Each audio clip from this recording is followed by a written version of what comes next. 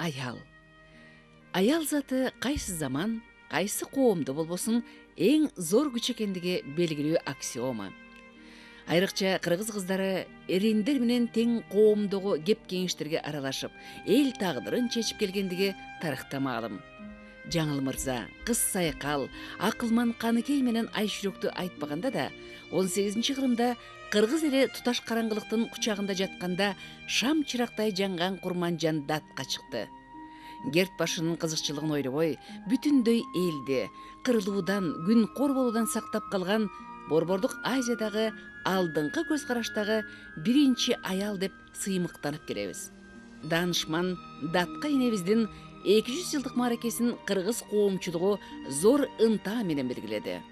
Тарыхта жана кыргыз турмушунда өчпөс жылдыз кыргыздын биринчи революционер кызы Уркуя Салиеванын эрдиги, артында калган жарыгы эч качан унутулбайт. Улуу жердешибиздин туулган күнүнүн 100 жылдык мааракесин уюштуруп өткөрүүдө Ала Тоо айымдары коомдук экологиялык кыймылы 2010 жылдын 12 февралында Роза Исаковна Отунбаева башында турган кыргыздын алдыңкы көз караштагы кыз келиндерин бириктирип уюштурган. 7 апрелден соң Роза Исаковна Отунбаева убактылуу өкмөткө кеткенден кийин кыймылга акын Субайдылда Абдыкадырова жетекчилик кылган. Ал эми 2010 жылдын сентябрь айынан тарта Ала Тоо айымдары коомдук экологиялык кыймылына Жипаргүл Мухтаровна Баргыбаева келгенден баштап алгылыктуу иш-чаралар иш жүзүнө аша баштады. 2011 жылдын январь айында Койташ эс алуу комплексинде Мөңгү фонду менен биргеликте Чыңгыз Айтматовдун керези Мөңгүлөргө арзуу аттуу пресс-шерине өткөрүлгөн. Бул чоң иш-чарага Аскар Салымбеков дөмөрчүлүк кылды. Ал эми анын уландысы 2011 жылдын февраль айында Түштүк жергесинде Ош, Жалал-Абад, Баткен областтарында болуп өттү. Областтын бардык райондорунан 1000ден ашуун кыз келиндер катышты. Аялдар тынчтык тиреги аттуу ураан алдында өткөрүлгөн бул форум катышуучулардын арасында зор жанданууну пайда кылды. Акырында мамлекеттин коомдун тынчтыгын сактоо үчүн бардык чараларга, батыл кадамдарга барабыз деген чакырык резолюцияда кабыл алынды. Ошол эле жылдын апрель айында Мөңгү фондусу менен бирге республика боюнча кеңейтилген кеңеш өттү. Ала Тоо айымдары коомдук экологиялык кыймылы кыргыздын даңктуу кызы Уркуя Салиеванын мааракесин өткөрүү боюнча Түштүк регионуна 8 пункттан турган иш-чараларды сунуштап, анын иш жүзүнө ашышына көзөмөл кылды жана аткарылды. Ала Тоо айымдары тарабынан Мөңгү фонду менен бирге Ош, Жалал-Абаддагы июнь окуясынын 1 жылдыгына карата ынтымакка чакыруу иш-чаралары өткөрүлдү. Өзбек улутундагы эл жашаган 10 адыр, 9 адыр, 1 адыр кичи райондорунда жашаган адамдар менен жолугушуп, эки элди ынтымакка чакырып, сүйлөшүүлөр, үгүт иштери жүргүзүлдү. Ошондой эле 2012 жылдын 13 январында Ала Тоо айымдары коомдук экологиялык кыймылы эски жаңы жылга арналган кече өткөрдү. Ала Тоо айымдары коомдук экологиялык кыймылы тарабынан күзүндө өтүүчү президенттик шайлоого карата тынчтыкты, тең салмактуулукту сактоо боюнча кыргыз элине кайрылуу жасады.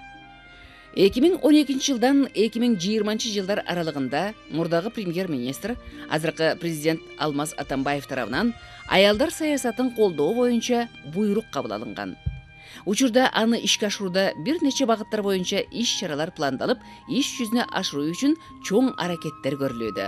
Биз да Ала Тоо айымдары коомдук экологиялык кыймылы ошол токтомдун негизинде өзүбүздүн иш-чараларыбызды 2012 жылдан жолго кое баштадык. Биздин эң негизги максатыбыз Мөңгү фондунун проектисин колдоп, бүткүл дүйнөлүк форумду өткөрүп, дүйнө элин жер планетасында ынтымакта жашоого чакыруу.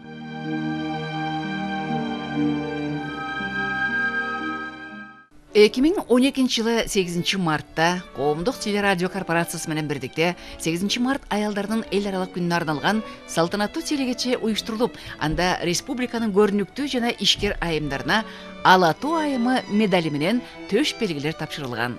2012 жылдын 21 мартында ошондой эле Түштүк аймагынын Ош шаарында 3 областтын көрүнүктүү жана ишкер аялдарына коомдун алдында сиңирген адал эмгектери үчүн Ала Тоо айымы медалин жана төш белгилерин ыйгаруу азем уюштурулган.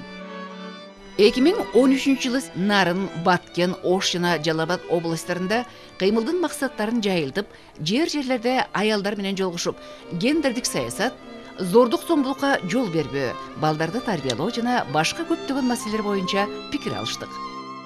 Региондорду кыдырып, социалисттик эмгектин баатырлары менен жолугушууларды өткөрүп, алардын кыргыз элинин өнүгүүсүнө кошкон зор салымдары үчүн Ала Тоо айымы медалдары тапшырылды. 2014 жылдын март айынан баштап 1991 жылы чыкпай калган Кыргызстан аялдары журналынын ордуна жаңы форматтагы Ала Тоо айымдары журналы чыга баштады. Азыркы кезде биздин журнал аялдардын жана мырзалардын кайратман эмгегин даңазалоо жана алардын күндөлүк турмушун жакшыртууга салым кошуу үчүн өсүп келе жаткан муунду туура тарбиялоо жана кыргыздын көнөрбөс үрп адаттарынын, каада салттарын жайылтуу максатындагы үй бүлөлүк журнал болуп калды. 2014 жылы 9 майдан 11 майга чейин Москва шаарында өткөн гуманизм менен тынчтыктын принциптерине негизделген жалпы баалуулуктарды сактоого жана дүйнө жүзүндөгү кыргыз диаспораларынын тыгыз кызматташуусунун негизинде Кыргызстандын туруктуу өнүгүшүнө көмөк көрсөтүү максатын көздөгөн чет мамлекеттеги кыргыз диаспораларынын бүткүл дүйнөлүк 3-чү форумуна катышып келдик. Форумдун алгачкы күнү улуу жеңиш күнүнө карата Волоколамск районуна барып, жеңишти алып келген аталарыбыздын эстеликтерине гүл койдук. 13 майда Кыргызстандын Россиядагы элчилигинде Россия жергесиндеги биздин Ала Тоо айымдары коомдук экологиялык кыймылынын мүчөлөрү менен бирдикте президенттин Энелер күнү деген жарлыгын колдоп, чоң жыйын өткөрүп, ал жерде биздин Ала Тоо айымдарына ардак грамоталарды, медаль жана төш белгилерди тапшырдык. Биз эл менен бийликтин ортосунда көпүрө болуп, элди тынчтыкка, биримдикке үгүттөө менен энелердин жалпы эле аял затынын жана мырзалардын кылган ишмердүүлүгүн даңазалап келебиз. 2014 жылдын 8 декабрында Ала Тоо айымдары коомдук экологиялык кыймылы жаңы жылга карата Кыргыз Республикасынын президентинин мамлекеттүүлүктү бекемдөө жылы жарлыгын колдоо иретинде отчеттук концертин жана Ала Тоо айымдары журналынын жылдын мыктыларын аныктоо кечесин Токтогул Сатылганов атындагы улуттук филармониясында Маданият жана туризм министрлиги менен бирдикте өткөрдү. Ала Тоо айымдары коомдук экологиялык кыймылынын максаты аял заты дүйнөнү сактайт деген чакырыктын астында кыргыз элин, дүйнө элин тынчтыкка, ынтымакка, биримдикке чакырат. Биздин лозунг аял зат дүйнөнү сактайт. Биз дүйнө элинин аял затын ынтымакка, тынчтыкка, биримдүүлүккө чакырып келебиз.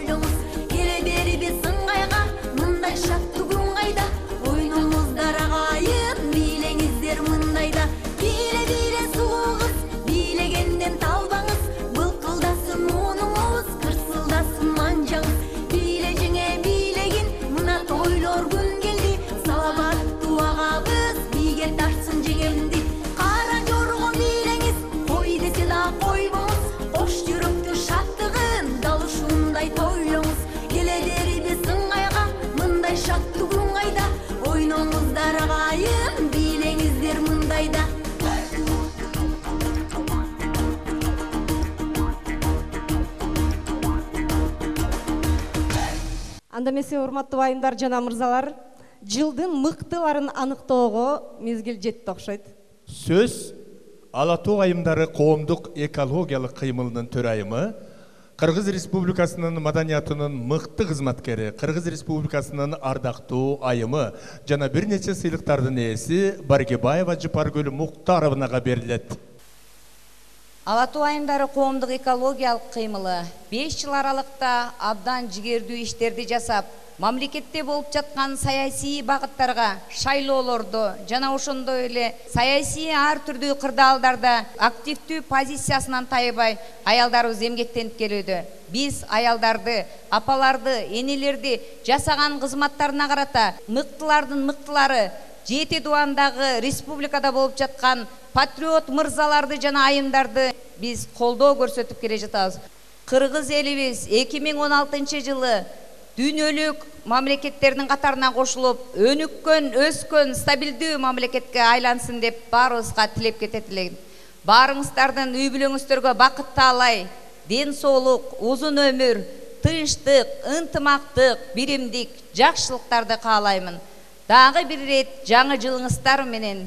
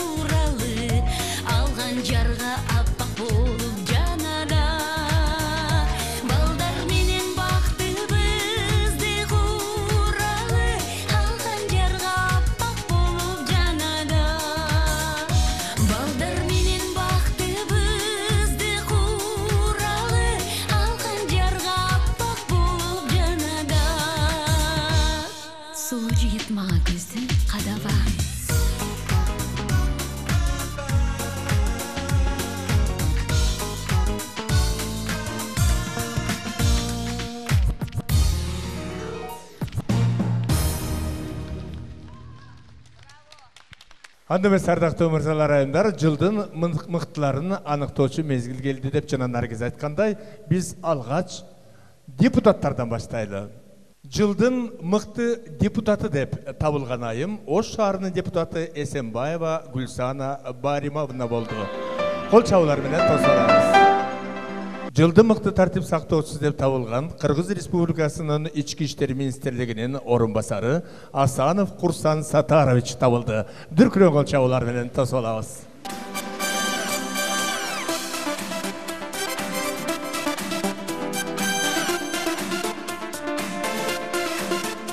Жылдын мыкты мамлекет кызматкери Кыргыз Республикасынын айыл чарба жана мелиорация министринин орун басары Керималиев Жаныбек Калканович сыйланат.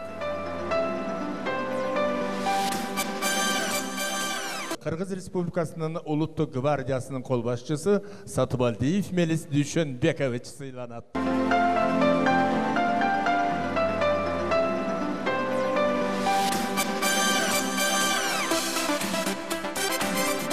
Жылдын мыкты губернатору Кыргыз Республикасынын өкмөтүнүн Ысык Көл облусунун ыйгарым укуктуу өкүлү Каптагаев Эмиль Саламатович сыйланат.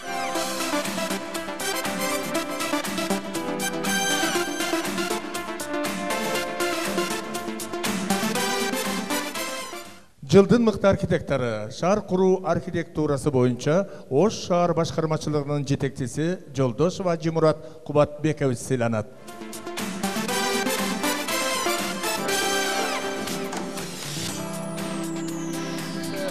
Жогору сыйланган айымдарга мырзаларга арнап бере гүлдесте тартуу кылалы. Алыстагы достор келип бири-биринин кубанычын жазсын. Достор бири-бирин эч качан унутпасын. Эски достор тобу сиздерди жаңы жылыңыздар менен куттуктайт.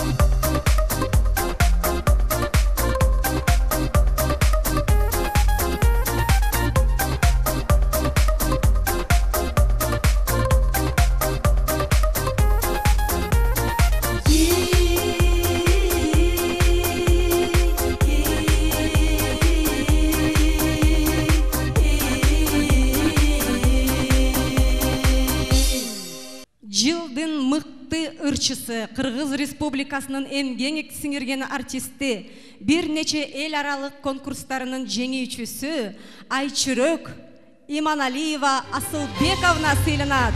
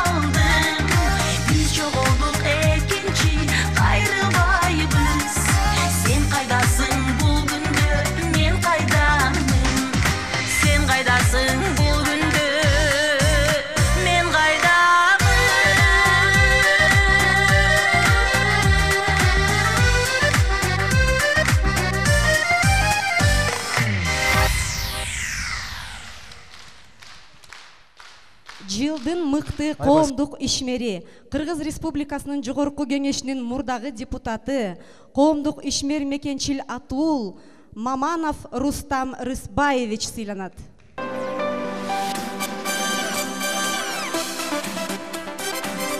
Андемесе жылдын мыкты мэри деп аталган Талас шаарынын мэри Кушубеков Анарбек Канатович сыйланат. Жылдын мыкты бала бакчасы Ош шаарындагы номер 62 бала бакчасынын башчысы, билим берүүнүн отличниги Сагынбаева Гульнара Кадралиевна сыйланат. Жылдын мыкты мекемеси Энгельс атындагы айыл чарба мекемесинин башчысы Асадова Анара Карыпбаевна сыйланат.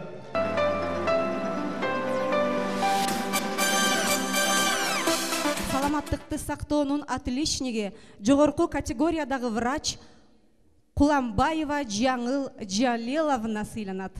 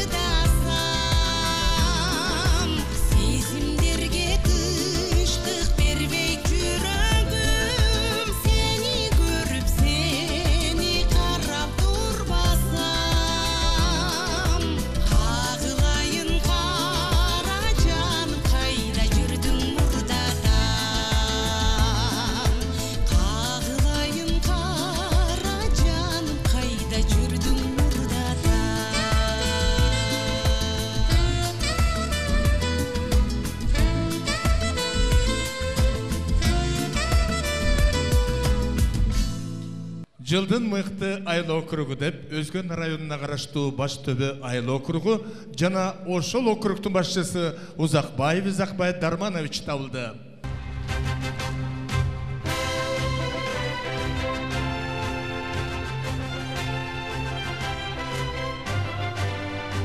Жылдын мыкты ишкер айымы Дордой спорт комплексинин бухгалтери Узакбаева Гүлайым Нурдинова сыйланат. Келип койсоңуз. Кол чабуулар менен тосуп алабыз. Гүлайым айымга кол чабабыз.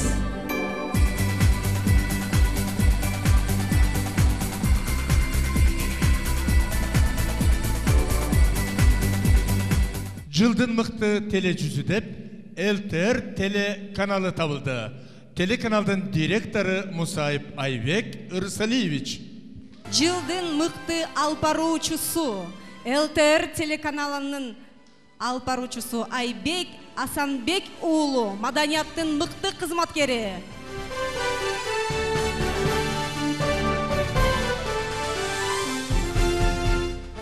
Кыргыз Республикасынын эмгек сиңирген артисти Сыймык Бейшекеев.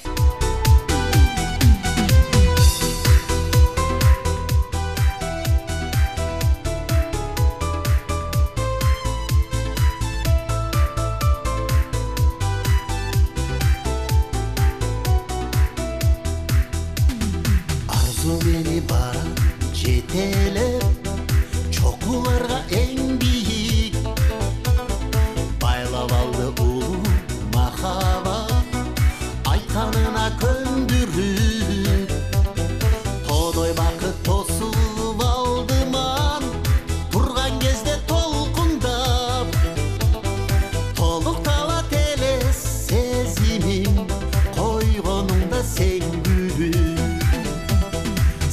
Gülgün kanday жарашат аны билер бекенсин сулуулугуң артып жылмайсаң ыр баркыңа жетерсиң көлдүн бетин тегиз көрктөгөн акыл болуп татына көз отумда жашап жылмаюң дастан болуп кетерсиң Bütün sağa suqtanıp Çertip жатса түрүкүңдү Ак жүзүңө салып сон саю Күн кечирүү мүмкүнбү Ажарыңды нурга толтуруп Жадырачы периштем Табиятта күтүп турганда Тамшандырчы күлүкүңдү Gülgün kanday жарашат аны билер бекенсин сулуулугуң артып жылмайсаң ыр баркыңа жетерсиң көлдүн бетин тегиз көрктөгөн акыл болуп татына көз отумда жашап жылмаюң дастан болуп кетерсиң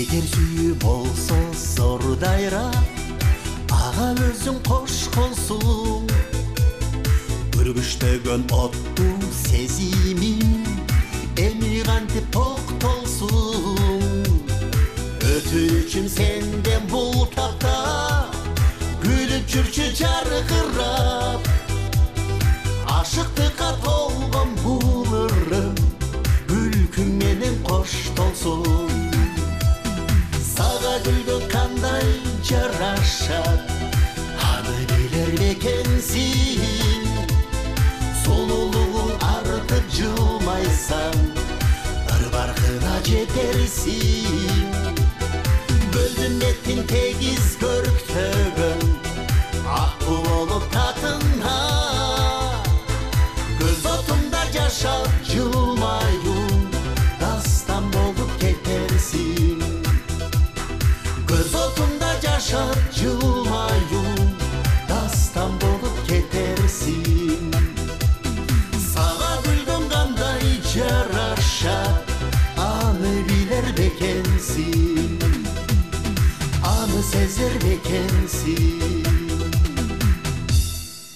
жылдын мыкты ишканасы Кыргыз Республикасына эмгек сиңирген кызматкер атайын жатак тилиндеги Дүлөй балдар башчысынын башчысы Бостонова Светлана Зыябековна табылды.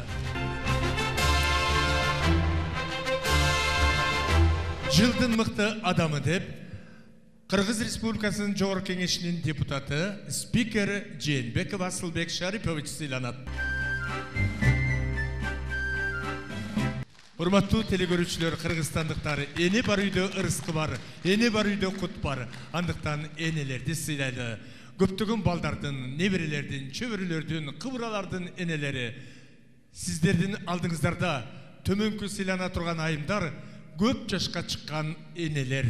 Кабыл алыңыздар.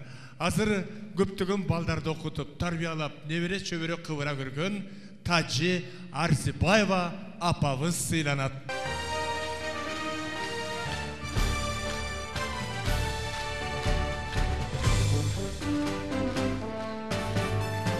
Көп балалуу, неберелүү, чеберелүү апабыз Жумалиева Турсун апа сыйланат. Келип койсоңуз. Дүркүрөө кол чабуулар.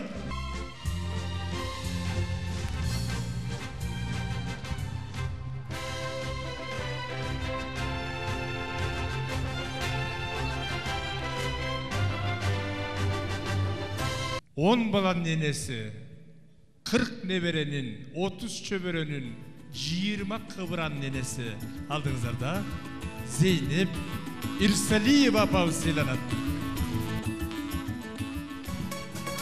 Келиңиздер, шамдыра.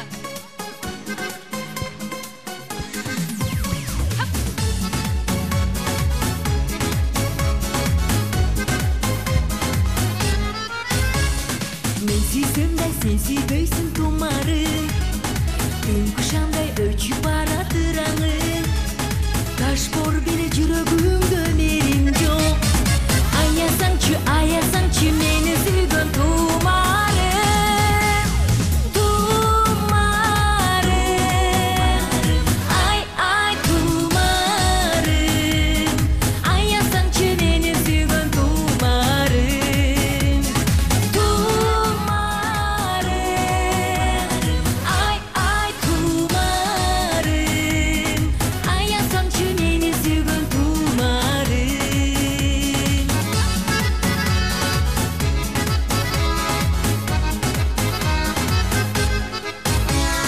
Жүрөгүмдөн кайнап чыккан махаббат күндөн күнгө кайгы капа жаратат. Сенин атың, сени сүйгүм элесиң, жүрөгүмө тумар болуп кадалат. Тумарым, ай тумарым, жүрөгүмө тумар болуп кадалат. Тумарым, ай тумарым, жүрөгүмө тумар болуп кадалат.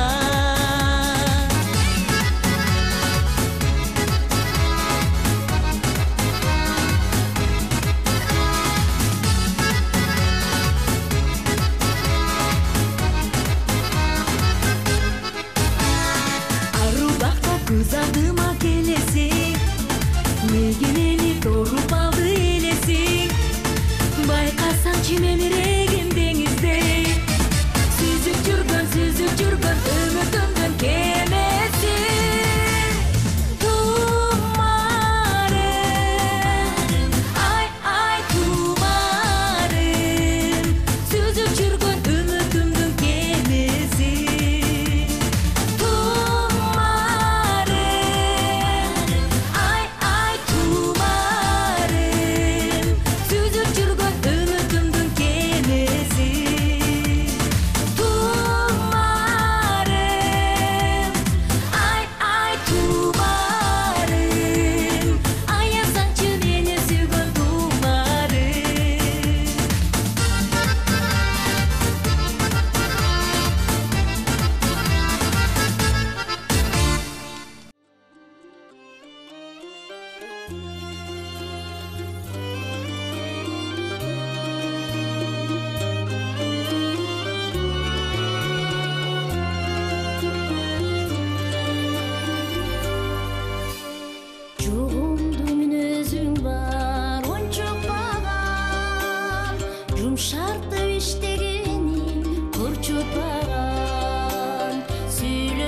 харектердин тили менен сөзүңдү айт электе тынчып алам ой сөзүңдү айт электе тынчып алам үзүңгү жолдош болуп жетелешип үмүттү бирге кошуп көкөлөтүп туулуп балдар үчүн жүрөк болду турмуштун элегинен нечен өтүп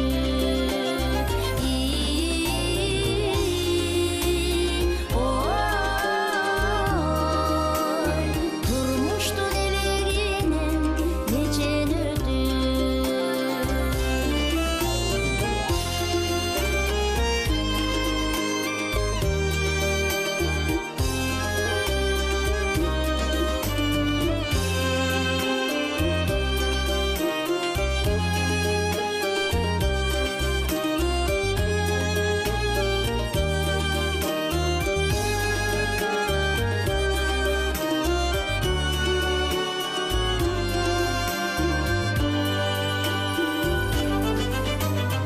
Тарынбайм тагдырыма, талайыма, кейибим кеткен жаштык далайына. Жашоонун рахаты толсун эми, биз курган ынтымактын сарайына.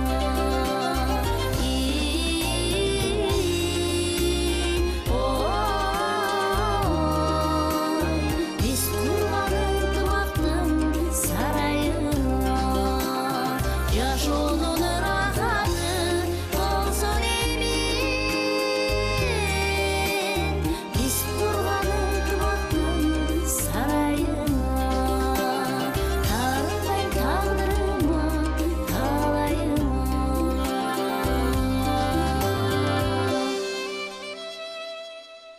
Кыргыз Республикасынын жоокерлеринин энелер комитетинин төрайымы Байгутова Уулкан Жумашевна куралдуу күчтөрдүн ардагери төшбелгисин тапшырууга чакырылат.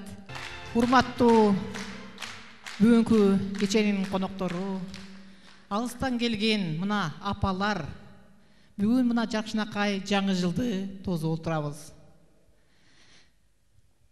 Жипаргүл Мухтарымна жалаң аялдарды укугун коргоо менен ошолорго жакындан жардам берип жүрөт. Ал биздин комитет, ушу жоокерлер, ошо силер төрөгөн балдар, офицер, прапорщик, генералдардын укугун коргоодо, ошолордун үй бүлөсүн коргоодо, көптөгөн мындайча айтканда жардам берүүгө биздин милдетибиз. Жипаргүл, мына бүгүн сенин кылган ишиңди баарыбыз көрүп, байкап, деги эле кыргыз элине тоодой таштай иштериңди кыргыз эли билет. Мындай нерсени эркектер да кыла албайт кээ жерде. Бирок ушуну сен жасап келатасың. Мына 5 жыл болду. Сенин атагың кыргыз элине эмес, башка мамлекеттерге дагы угулуп билинип жүрөт. Сага абдан чоң ыраазычылыкты билдиребиз.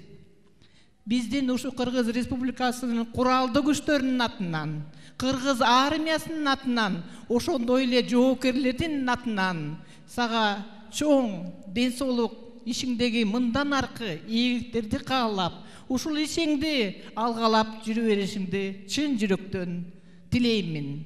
Ошондой эле мына бүгүн Улуттук гвардиянын ушу кол башчысына ушу мыкты сакчысы деген атайын номинация менен сыйлыгын бердиң. Абдан ыраазы болуп отурабыз. Анткени Улуттук гвардия ушу Пекинде, Кытайда, Орусияда жакшынакай кыргыздын туусун көтөрүп, кыргыз элин жердин барына дүңгүрөтүп келишти. Ошондуктан ушу берген сыйлыгың эң туура деп биз эсептейбиз. Сага ден соолук, узун өмүр болсун. Ушул илишиңди алгалап жүрө бер алтыным. Рахмат сага. Ушул медальдын аты эне мээрими жана урматтоосу деген медаль. Бул сыйлыкка сен татыктуусуң алтыным.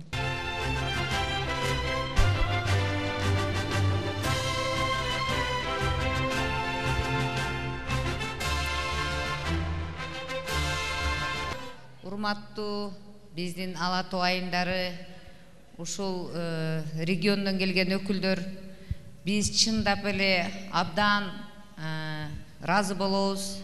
Ушул мамлекеттин сыйлыктарды канчалаган министрлер тапшырып атат. Күндөн күнгө биз сыйлык алган сайын демибизге дем кошулуп, дагы да болгон умтулуулар, көп нерселерди пландап, проектке киргизип койдук. Кудай буйруса, эмки жылы ушул жылдары Ала Тоо айымдары деген чоң китепти ушул жерде бетин ача турган кезекте келип калар деп айтам. Бул эли журттун, жети дубандын, деги эле кыргыз элинин патриот инсандарынын ичинен тандалып алынган мыктылардын мыктысын тандап отурабыз. Аз гана санда өзүңүздөр көргөндөй 18 кишини таптык. Кыргыз элинде канчалаган мыктылар жатат. Элдин демилгеси, элдин кайрылуусу менен алып атат. Ала Тоолук айымдары, сиздерди Кыргыз Республикасынын эмгек сиңирген артисти, актриса, ырчы, мугалим деги эле эң сонун эне Асель Турдалиева куттуктайт.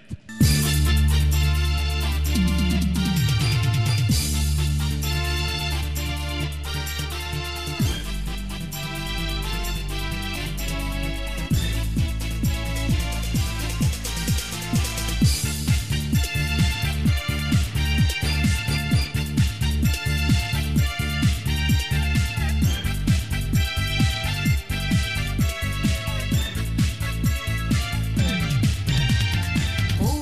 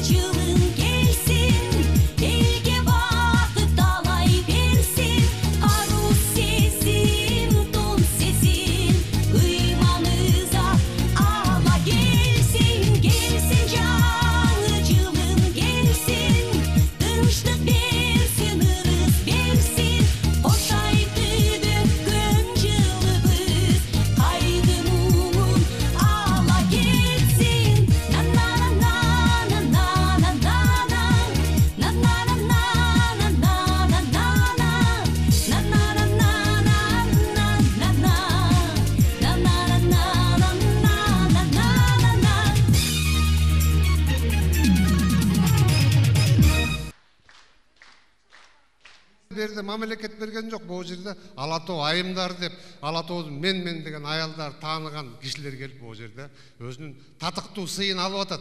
Коомдо бул силерге окшогон кишилер болбой коом өнбөйт. Коомдун алдыңкылары болуш керек да, ошолорго теңелгенге биз аракет кылышыбыз керек. Эне сүтүн, ак тоо деген бул эмне? Кирпигимден матап уук кереге, көз кареген түндүк кылып төбөгө. Көкүрөктөн жазап өчпөс кемеге, куштун сүтүн алаканга бышырып, куюп берүү алтын аяк кесеге.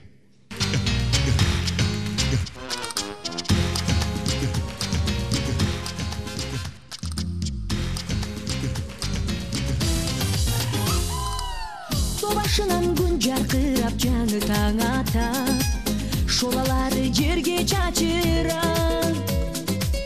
Убакыт куш карматпастан учуп баратат, а сен андан болгун батырап. Адамзатты алтсыз кылып колун байлаган, тагдыр бизге оңой багынбай. Жаш куракты заманыңда туура пайдалан, мезгил өтсө кайра табылбайт. Кел заманда шачык болсун манайың, керемет бир өмүр сага калайын. Кейисиң да чыдап бир жылмайып кой, кемиресиң дайым бакыт алайын.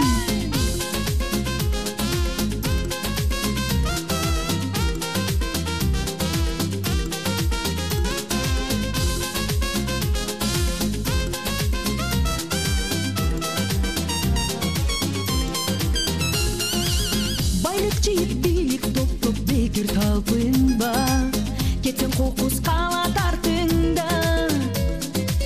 Кадырын бил досчулуктун көңүл калтырба, жашоо үчүн күрөш тартынба.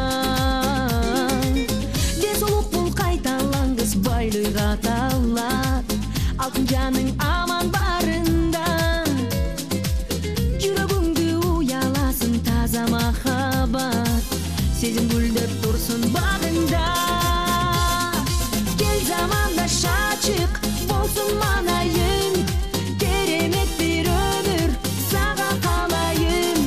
Кейисиң да чыдап бир жылмайып кой, кемиресиң дайым бакыт алайын.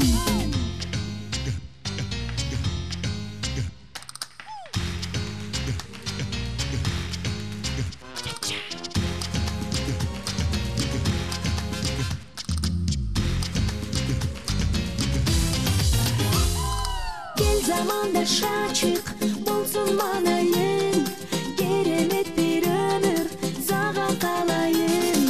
Кейисиң да чыдап бир жылмайып кой, кемиресиң дайым бакыт алайын.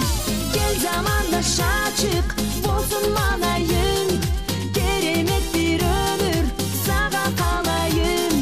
Кейисиң да чыдап бир жылмайып кой, кемиресиң дайым бакыт алайын.